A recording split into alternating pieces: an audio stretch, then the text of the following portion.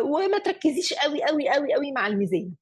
يعني دايما انا بقول حتى للناس اللي معايا كتير قوي بيوصلوا لمرحله اقول لها لا، شيلي الميزان، مش عايزه اعرف وزنك خالص دلوقتي، شيلي الميزان خالص من قدامك.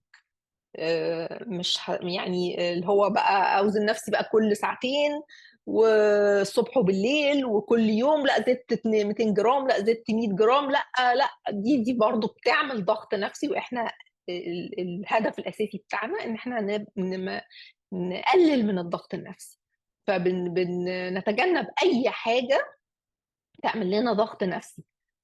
فبنشيل خالص الميزان واحنا ماشيين صح وخلاص انا مظبوطه. الميزان هينزل هينزل، ما نستعجلش عليه.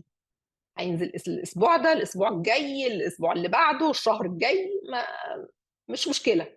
مشكلتنا طول ما انا ماشيه احنا بنفكس الاول الحاجات اللي هي بقالها سنين مش مظبطه.